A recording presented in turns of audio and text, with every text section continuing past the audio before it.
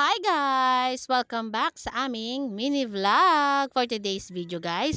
Samahan nyo naman kami at isi-share namin sa inyo ang aming po-order ngayong araw. Tara! Let's go!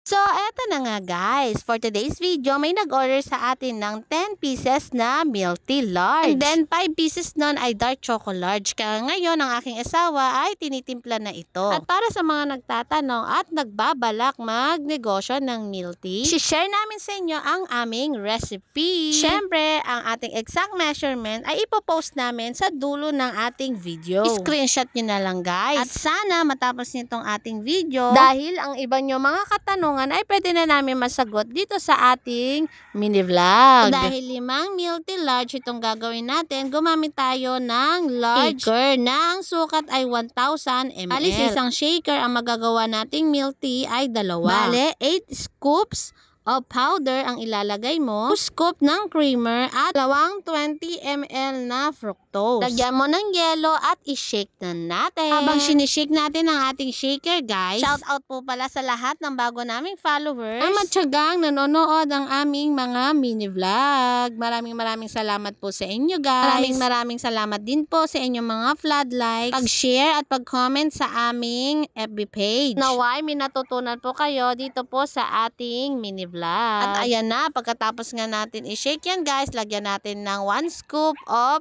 pearl, mga yelo, at isunod na natin itong paglagay ng dark choco milk tea. O diba guys, napakadaling gawin ang pagtimpla ng ating masarap at sulit na milk tea. At syempre, ang isusunod natin gawin itong bestseller at napakadaling gawin na cookies and cream milk tea flavor. Yes mga suki, napakadaling gawin ang ating cookies and cream. Yan, katulad na ibang flavor guys na mahirap i-shake. Ito guys, madali lang i-shake. Natutunaw agad ang kanyang flavor. So, same procedure guys, kung 5 milk tea large ang gagawin natin sa isang shaker, 8 scoop ng milk tea powder, 2 scoop ng creamer at fructose. Lagyan mo ng mga yelo at i-shake na natin. At para sa mga nagtatanong kung anong gamit naming tea, ang gamit naming tea guys ay Assam Black Tea. Nabibili lahat ito guys sa Shopee, TikTok at sa palengke malapit sa inyo. O sa mga tindahan ng milk tea packaging, palamig, scramble. At alam niyo ba guys,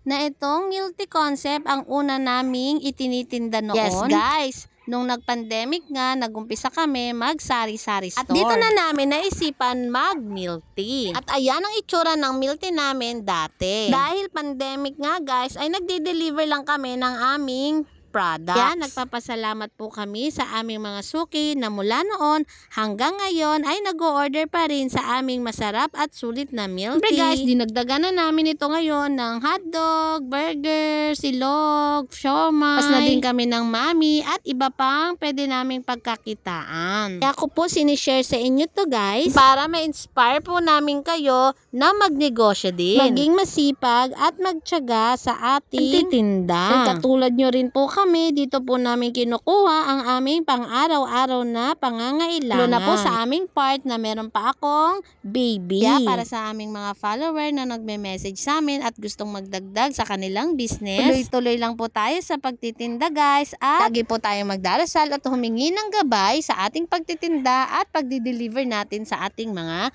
suki. At ayan na nga, sa dami ng mga nasabi ko sa inyo guys, natin gawin ang ating milk tea. At syempre, inilagay na natin yan sa ating take-out bags. At i-deliver na natin yan sa ating suki na nag-order sa ating munting tindahan. At shout out po pala sa lahat ng mga nanonood sa aming mga mini vlog. Naway, may natutunan po kayo sa amin. Yung mga recipe na binibigay po namin sa inyo ay natutunan lang din po namin yan. Mahalaga na mag-taste test po tayo palagi ha. Yan lang guys. Maraming salamat po sa inyong panonood. Na po ang ating recipe, i-post nyo na lang po ang video at screenshot nyo na lang po. O siya, hanggang dito na lang muna guys. Thanks for watching. Bye-bye.